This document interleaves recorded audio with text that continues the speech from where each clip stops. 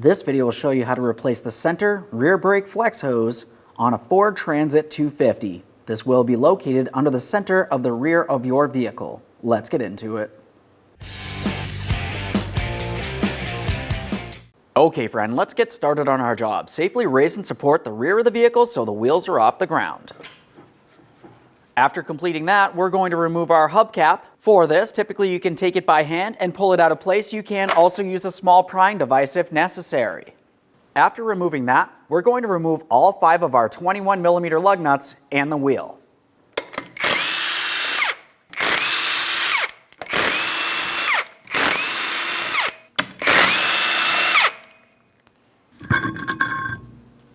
Now that we have the wheel out of position, let's focus along the top of our rear caliper. Now in this area, we can see our bleeder screw. If you have a bleeder screw cover, go ahead and remove that. Just a quick inspection. Typically, it is a good idea to reuse these. These protect our bleeder screw. Now that I've removed my bleeder screw cover, the next thing that we're going to do is carefully open up our bleeder screw. We have hand and eye protection at all times and a collection receptacle under here. Once we've opened this, the next thing we need to do is make our way up inside the passenger compartment. We're going to press the brake pedal all the way down to the floor and hold it there with something such as a pry bar up against our seat and the brake pedal.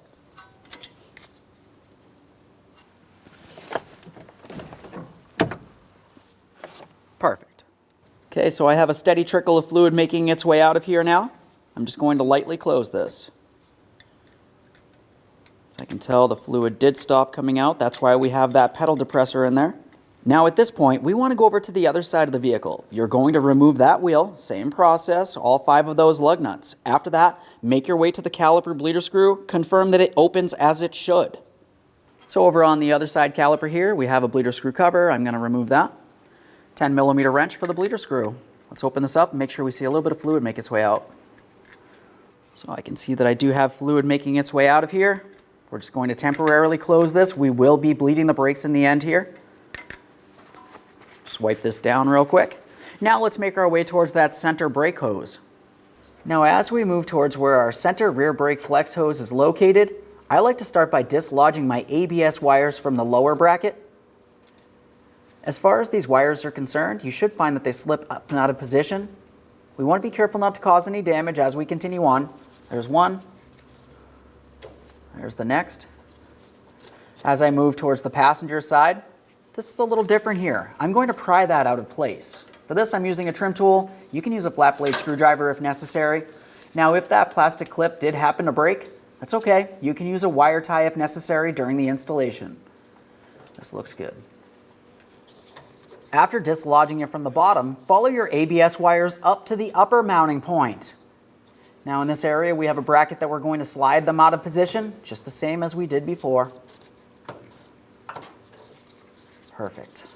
Now we're moving along to removing our brake lines from each one of our flex hoses here. Keep in mind, there could still be brake fluid in this area. We have our collection receptacle under here, so we can collect and recycle all fluid properly.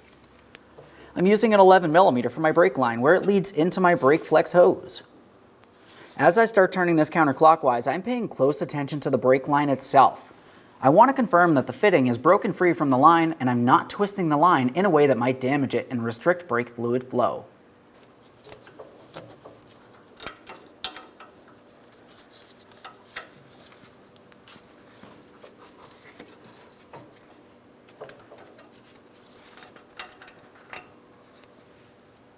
Now that I have that removed, a close inspection of the fitting itself, we want to confirm it doesn't look like it's rotted or damaged in any way that might make it unusable. This looks good, so I'm going to continue on to the next brake line leading into the opposite side of this hose assembly.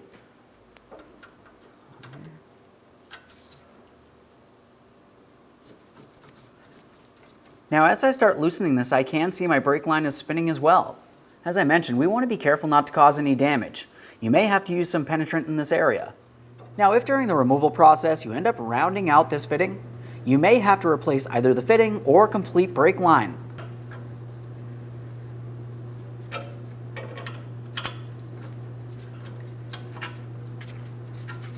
Now that I have that separated, just a quick inspection. This looks good. Let's set that aside. Now in the center of this brake hose, you're going to find that you have 2 10mm headed mounting bolts holding it to the differential tube. Let's go ahead and remove the pair.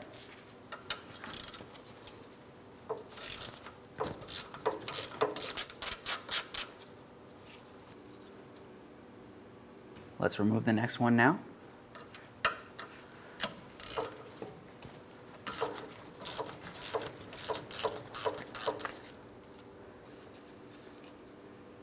After a close inspection of both of those bolts, we can go ahead and take hold of that flex hose, lift it up and away from the lower bracket attached to the differential tube. Now I'm going to swing this down. We have this hanging over our collection receptacle. Let's follow it all the way up to its next mounting point. For each of these brake lines, I'll be using my 11mm flare wrench.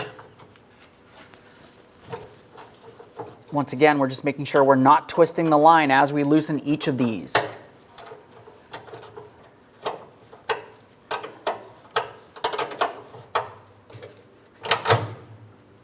That line and fitting looks good. Let's go over to the next line just on the side of it, same process. Now with that one out of place, we'll make our way over towards the next line. Now looking at this, it looks like mine's already pretty much stripped out. Let's see if I can get this to turn. No. Yeah. So now this is common. If these brake lines are stuck inside of this area and you cannot remove it, you're going to have to carefully cut the brake line, reflare it with a new fitting. Typically, you should be able to just go ahead and turn this counterclockwise, give it a quick inspection like we did with the other line. Now I've replaced my fitting. After we've removed both of these lines, we'll continue on to the mounting hardware holding the bracket in place. I'm using a 10mm for this. Keep in mind, this is the last thing holding this in place.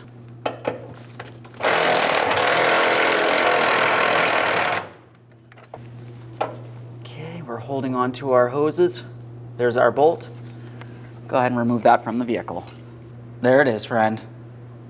Now, prior to installation of any brand new part, let's make sure we clean and inspect our mounting areas. So we're starting up on the body of the vehicle here. This is where we just removed our mounting bolt from. Just gonna use a wire brush, clean rag, we'll give it a quick wipe. We wanna make sure nothing's rotted or weak. This looks good. Let's make our way down to the next mounting point on the differential tube. After cleaning both of those areas, I'm going to use anti-seize as I continue on with the mounting hardware for the new part.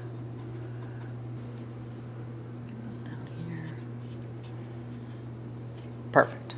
All right, let's prepare to install the brand new center rear brake flex hose. We're going to start with the top area. We have our upper bracket. Let's go ahead and get this in place. So as I bring this up, we have our mounting bolt port, and we also have one alignment tab. Looking at the body of the vehicle, you can see the port for the mounting bolt. I've coated it in anti-seize, and we have the area for that alignment tab. Just go ahead and line it up. We'll start in our mounting bolt and snug it up.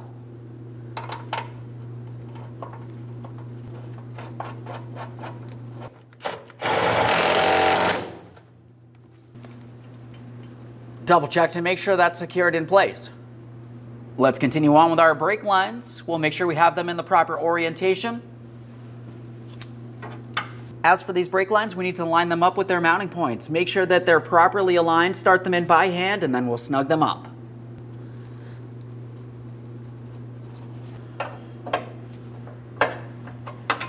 Now I have that bottomed out with my opened end wrench. I'm going to be using my flare wrench next. We do want to make sure that this is secured, so I'm just going to take it a tiny bit further. Let's get our other line in place. Same process here.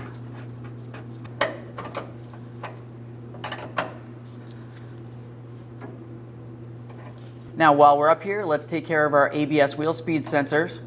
We're just going to take those wiring harnesses and we're pressing them into the corresponding areas on the bracket. Let's make our way down to this lower area next. Now typically I will like to start with each of my two brake lines leading into my brake flex hose assembly. We're going to make sure we start in each of these lines and then we'll bring the bracket over into the proper placement. Just make sure you have the ABS wire up and out of the way, because this will sit over the top of our bracket once it is installed. Okay, there's that one. Let's get the other one started in here.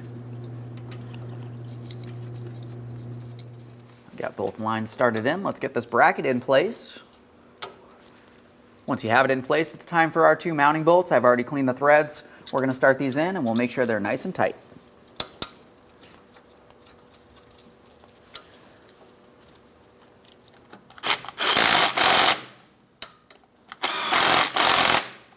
With that secured, let's go ahead and make sure our lines are tight.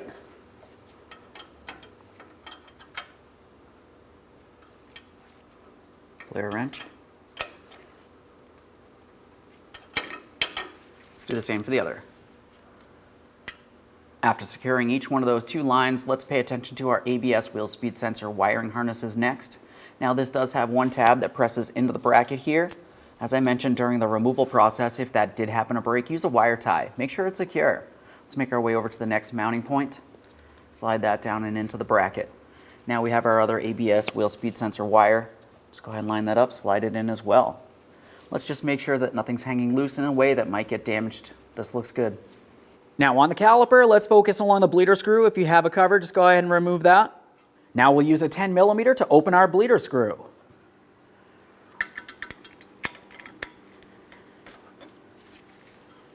At this point, let's make our way up inside the passenger compartment. We're going to remove the pedal depressor and we'll make our way back out here. We want to see a steady trickle of fluid making its way out. So as you can tell, we have a steady trickle of fluid making its way out. At this point, I'm going to close the bleeder screw.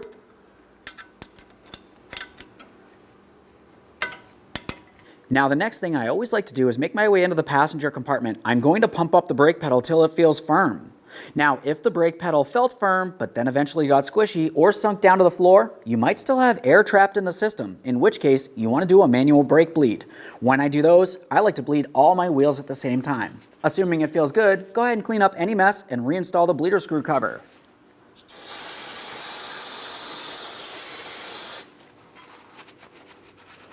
Now that we've gravity bled this side, go over to the other side of the vehicle, repeat this exact same process to that other rear caliper. Now one last quick inspection in this area and we can reinstall our wheel. Once you have your wheel in place, continue on to all 5 of your 21mm lug nuts. We're going to bottom them out in a crisscross manner.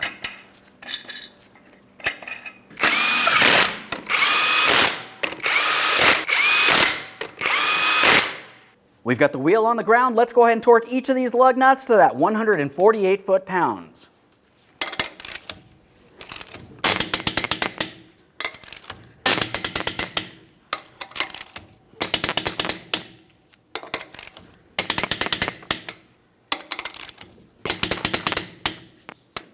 Torqued. If you have a hubcap, go ahead and install that now. For the installation of the hubcap, there's one area that we want to pay attention to. Right here, we can see that we have a valve stem. Now, if you were looking at your hubcap, you're going to find that you have a small area for that to fit into. So we need to make sure it's properly aligned, and we'll tap this into place.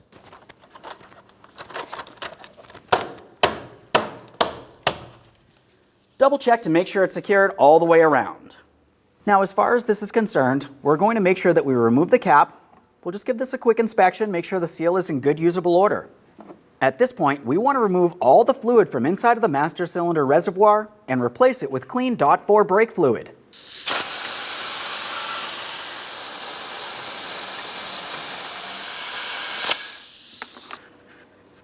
Now, as we attempt to fill this, looking along the side of the master cylinder reservoir, we can see that there's a minimum spot here. And then as we make our way up towards the fill neck of this, you can see the maximum line. Let's fill this up to the maximum line so we can start our bleeding process. Now we have our .4 brake fluid.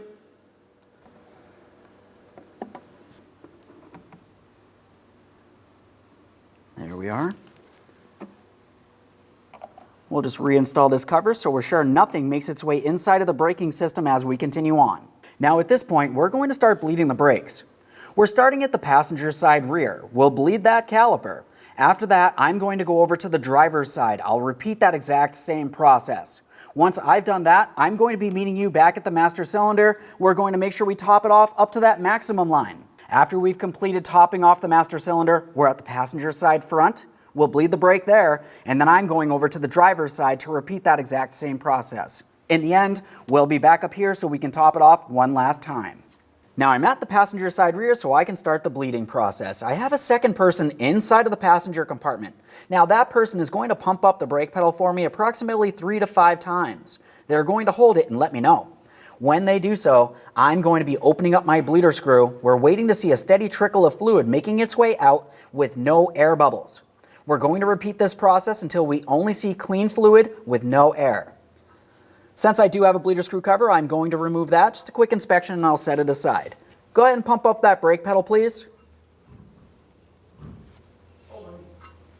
Now while they're holding it, as I mentioned, I'm just going to open this. We have our collection receptacle under here.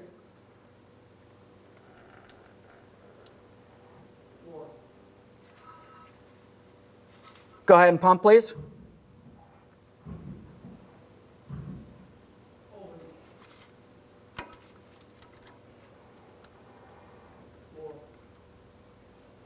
Now I did see a couple air bubbles there, so we're just going to repeat that process. Go ahead and pump, please.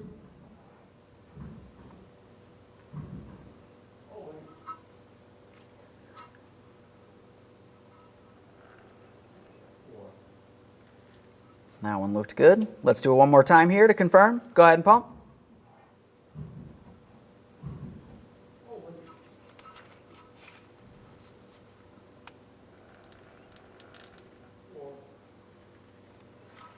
Perfect. You can release, thank you. Now that I've confirmed that I have only clean brake fluid making its way out, no dirty fluid, and definitely no air bubbles, I'm going to clean up all the mess in this area. After I've completed that, I'm going over to the other side of the vehicle, to the other rear caliper. I'm going to complete this exact same bleeding process. After I've completed that, I'm meeting you at that master cylinder so we can top it off. Make sure this is nice and clean so we can double check for leaks in the end. Now back at our master cylinder, we're going to make sure that we top this off up to that maximum line we had discussed.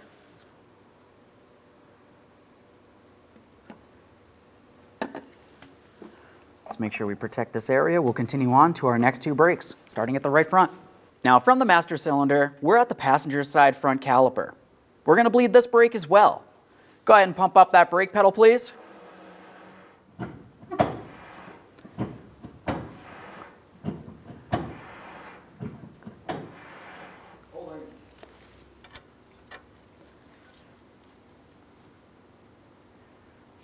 Go ahead and pump.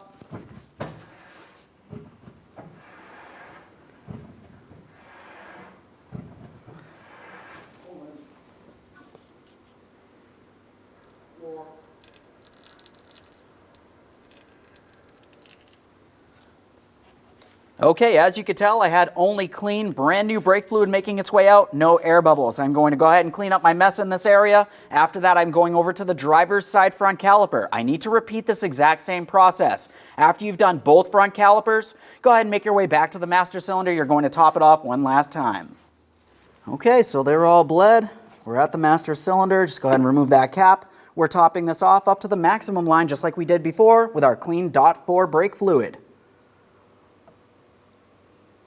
There we are, right up to my line. It's exactly where I want to be. Make sure you reinstall the cap and make sure it's secure so no moisture or debris make its way inside of the braking system. Okay friend, we finished bleeding the brakes. Now the next thing we want to do is just double check for leaks. After that, reinstall all the wheels, torque all of your lug nuts to 148 foot-pounds, and take your vehicle for a road test.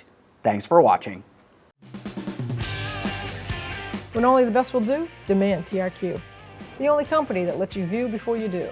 TRQ is committed to offering the highest quality aftermarket auto parts that are engineered for peace of mind. Thanks for using and viewing with TRQ.